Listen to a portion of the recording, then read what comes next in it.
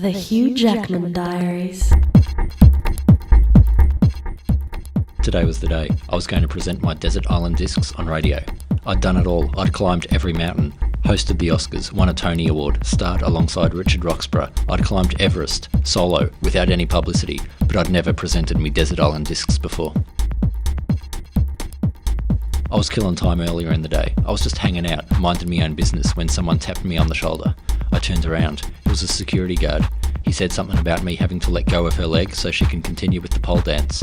What a blockhead. Didn't he realise that having me, Hugh Jackman, the biggest star on Broadway, make an impromptu appearance on a stage actually added to the class of the place? Probably added to the value of real estate in the entire neighbourhood, now I think of it. Total amateurs. As I was being escorted off the premises, I looked back and saw the dancer wiping me spit off her leg. My spit, the biggest name in the business, and she's trying to get rid of it. The mind boggles. Amateurs. Outside, the sun was coming up. Had this radio thing to get to. I asked a passing cyclist what the time was, but all he did was ask what the hell is my problem and how something dangerous and you can't go around pushing people off bikes like that.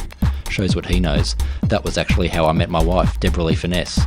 She was out riding with a friend and I was out clotheslining cyclists. Symbiosis. Look it up. So I asked this cyclist what the time was, although not in so many words. Not in any words, actually. Rather by picking up his bike and hurling it into the middle of the road into the path of an oncoming tram. It was brilliant. He was a guy with a bike, then he didn't have a bike. How's that for irony? Some serious Oscar Wilde shit right there. He gathers his bike and rides off without telling me the time. What a loser. I thought, screw this, I have to do everything myself. So I look at my own watch. It's 3 o'clock in the afternoon. Boy, I'm not used to being up this early. But I had this radio thing to get to. Didn't know where it was, but I knew it was some student radio fundraising thing, which is why I agreed to knock 2.5% off my appearance fee. Bony-ass Noah Taylor was going to be there too. When I found that out, I threw the 2.5% right back on. They wanted us to talk about the importance of independent media or something. I told them no, I'll just come and kick Noah Taylor's ass and present me Desert Island Discs. I flagged down a cab and told the driver I had to get to a radio station. He asked which one. I said it doesn't matter which one, they're all pretty much the same. He started driving. We're going down some road and something catches me eye and I tell the driver to stop. I run out. There was an appliance shop with a sign. It was selling a vacuum called the Super Vac. I grabbed me texter and changed the C to a G, so it said Super Vag. Me and the driver pissed ourselves laughing. He was a good guy. We got along well. I almost felt bad about dropping me guts so severely in his vehicle. We kept driving and stopped off a few more times at random houses to do some knick-knocking and to squeeze something very unpleasant through the mail slot of Vanessa Amorosi's apartment. He eventually stopped at a radio station. It was called SBS. It would do. Had me Desert Island Discs to present, and it was better than nothing.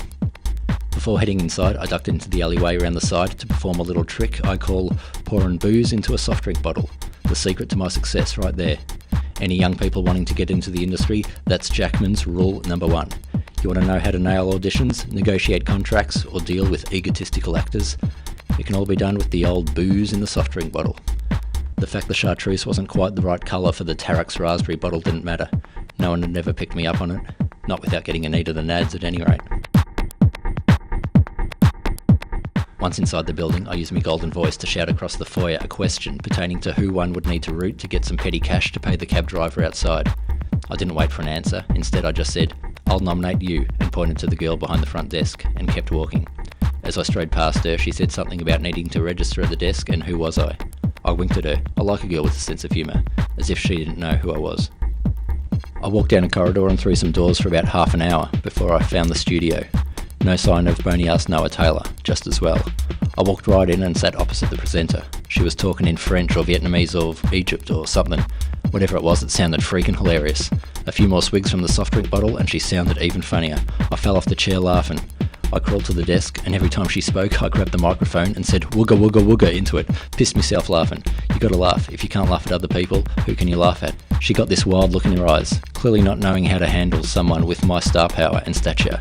The nerves got the better of her and she ran out of the studio. She was holding me back anyway. I locked the studio door behind her, sat down at the mic, cleared me throat, dropped me guts and had a quick swig from the soft drink bottle, about 12 times. "Good afternoon listeners," I said. "I'm here to present me Desert Island Discs." before you light up the switchboard asking, is it really him? I'll tell you now. Yes, it's me.